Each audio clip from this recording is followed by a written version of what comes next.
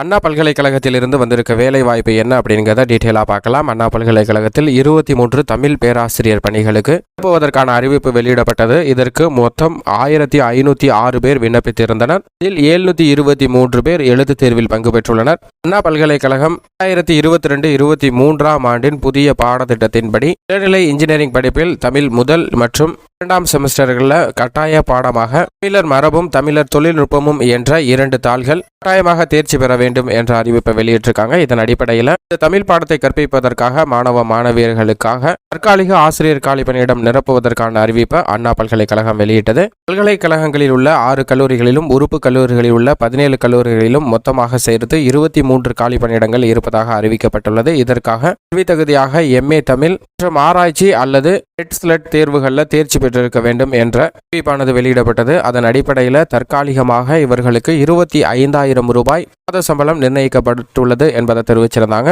இதற்கான எழுத்து தேர்வானது தற்போது நடந்து முடிந்துள்ளது. இதில் மொத்தமாக விண்ணப்பித்த 1506 பேரில் கணினி வழி தேர்வில் 723 பேர் எழுதியுள்ளனர். தேர்வர்கள் பெற்ற மதிப்பெண் அடிப்படையில் நேர்முக தேர்வு விரைவில் நடைபெறும் என்பதை அண்ணா பல்கலைக்கழகம் அறிவித்திருக்காங்க. இது மட்டுமல்லாது நிரந்தர பணியிடங்கள் நிரப்புவதற்கு 700க்கும் மேற்பட்ட பணியிடங்கள் உள்ளன. இந்த பணியிடங்களை TRP தேர்வு வாரியத்தின் மூலம் நிரப்பப்படுவதற்கான வாய்ப்பு உள்ளது என்ற தகவல் வெளியாகின. இருப்பினும் தற்போது வரைக்கும் அண்ணா பல்கலைக்கழகத்தில் உள்ள நிரந்தர பணியிடத்திற்கான அறிவிப்பு எதுவும் வெளியிடப்படவில்லை.